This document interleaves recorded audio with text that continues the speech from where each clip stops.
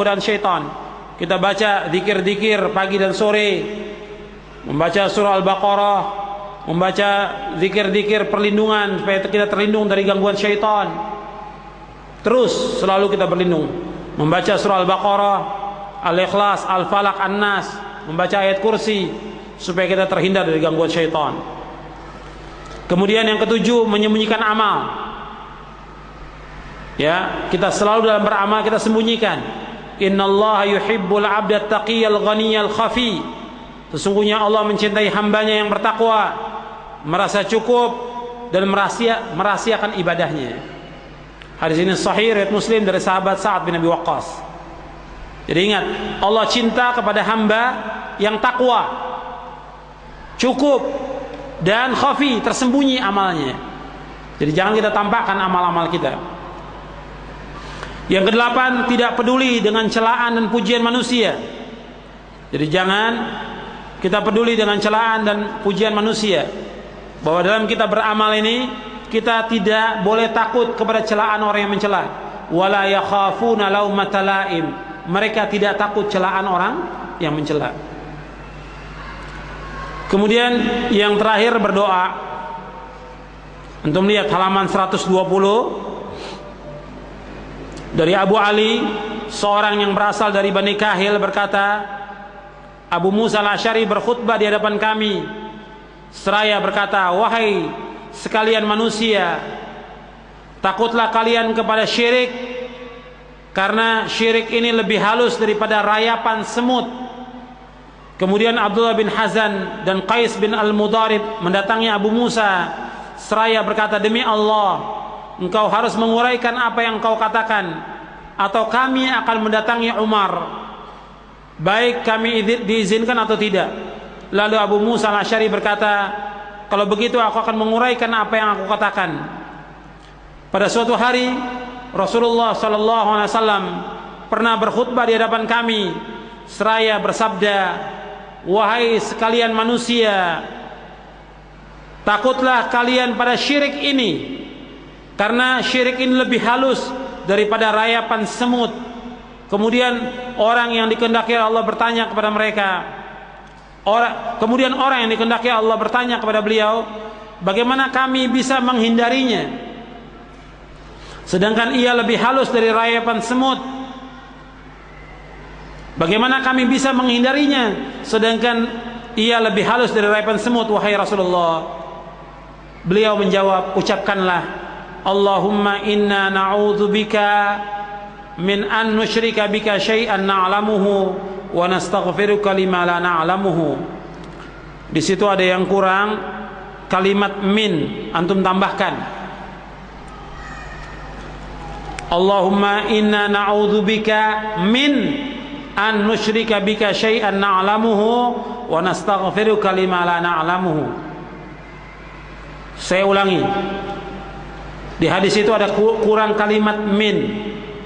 Allahumma inna na'udzubika min an nusyrika bika syai'an na'lamuhu wa nastaghfiruka lima la na'lamuhu. Bisa juga lima la na'lam. Itu dua-duanya sahih. Kalau lima la na'lam riwayatnya Tabrani, kalau riwayatnya Ahmad, kalau lima la na'lamu riwayatnya Tabrani, dan hadis ini hasan. Ya Allah, sesungguhnya kami berlindung kepadamu dari mempersekutukanmu dengan sesuatu yang kami ketahui, dan kami memohon ampunan kepadamu dari kesyirikan yang kami tidak mengetahui. Ya, ini kita baca selalu, kita baca doa ini. Allahumma inna na'udzubika min an nusyrika bika syai'an na'lamuhu wa nastaghfiruka lima la na'lamuhu. Bisa kita baca dalam sujud, bisa kita baca antara azan dan qomat, bisa kita baca ketika kita sholat di tengah malam, dan setiap waktu, di saat-saat dan di tempat yang dikabulkan doa kita, kita baca doa ini supaya kita terhindar dari kesyirikan. Ya, itu saja yang perlu saya sampaikan. Mudah-mudahan apa yang saya sampaikan bermanfaat untuk saya dan untuk antum sekalian. Mudah-mudahan kita semuanya menjadi orang-orang yang ikhlas dalam beribadah semata-mata karena Allah, dan kita dijauhkan dari penyakit riya, dari ujub, dari sum'ah dan yang lainnya, juga dari sifat sombong. Mudah-mudahan Allah menerima amal-amal kita, dan kita selalu berdoa kepada Allah setiap pagi, Allahumma inni as'aluka ilman nafi'a wa rizqan thayyiba wa amalan mutaqabbala. Dan kita juga berdoa dengan doa yang tadi, Allahumma inna na'udzubika min an nusyrika bika syai'an na'lamuhu wa nastaghfiruka lima la na'lam. Wa sallallahu ala nabiyina Muhammadin sallallahu alaihi wasallam.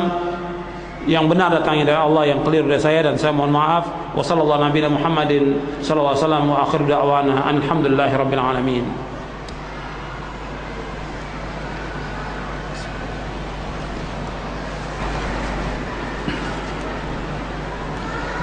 Alhamdulillah wassalatu wassalamu ala Rasulillah. Asyhadu an la ilaha illallah la syarika lah wa asyhadu anna Muhammadan abduhu wa rasuluh.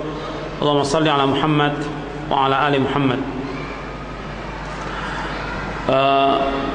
Kepada ikhwan dan akhwat yang dimuliakan Allah, pertanyaan yang diajukan, usahakan yang pertama yang berkaitan dengan materi.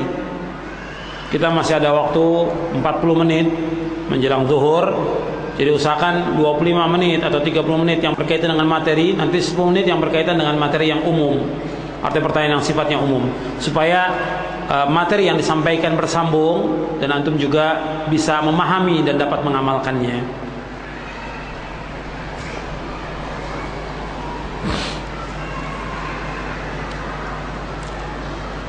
Apa ciri-ciri kalau seorang itu beramal diterima oleh Allah? Kita tidak tahu. Tentang amal itu diterima atau tidak, kita tidak tahu. Tapi tetap kita dianjurkan untuk berdoa agar amal kita diterima. Seperti doanya Nabi setiap pagi, dan juga Nabi Ibrahim dan Ismail, Rabbana taqabbal minna innaka antas samiul alim. Kemudian antum perhatikan lagi, ikhwan fiddin azakumullah, antum perhatikan. Sebentar lagi kita masuk bulan Ramadan. Kemudian Ramadan kita puasa dan kita melakukan amal-amal yang saleh. Waktu Idul Fitri, para sahabat dengan sahabat yang lain ketika bertemu di antara mereka, mereka ucapkan apa? Mereka ucapkan apa? Taqabbalallahu minna wa minkum. Mudah-mudahan Allah menerima amal kami dan amal kamu. Tidak memastikan amal kami pasti diterima, tidak. Jadi amal yang dilakukan yang luar biasa di puasa itu kita lakukan, membaca Quran, puasa, sholat malam yang lainnya, tetap selesai itu para sahabat saling mendoakan, taqabbalallahu minna wa minkum. Mudah-mudahan Allah menerima amal kami dan amal kalian. Makanya terlalu kita seperti itu. Di antara kita selalu apabila kita melakukan amal soleh, maka kita doakan teman kita, mudah-mudahan Allah terima amal kalian, mudah-mudahan terima amal anda, mudah-mudahan Allah terima amal kamu. Itu yang kita doakan di antara kita. Makanya ketika orang yang pulang selesai ibadah haji atau umrah, kita doakan, mudah-mudahan Allah terima haji kamu, mudah-mudahan Allah terima umrah kamu. Itu yang kita doakan.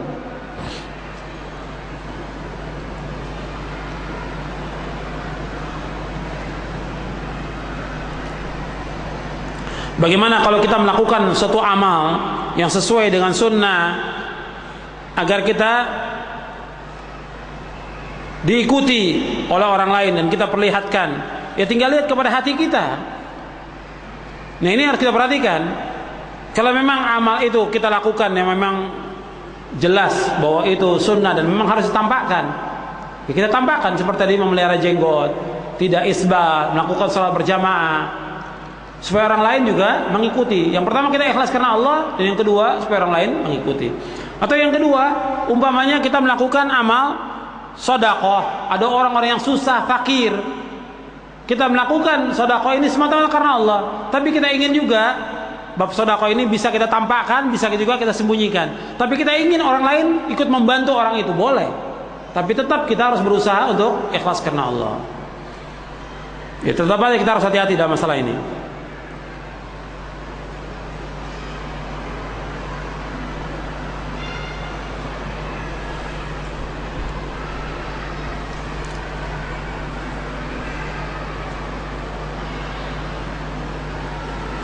Di dalam Al-Quran Allah SWT menyebutkan bahwa iblis bersumpah bahwa dia akan menyesatkan seluruh hamba ini.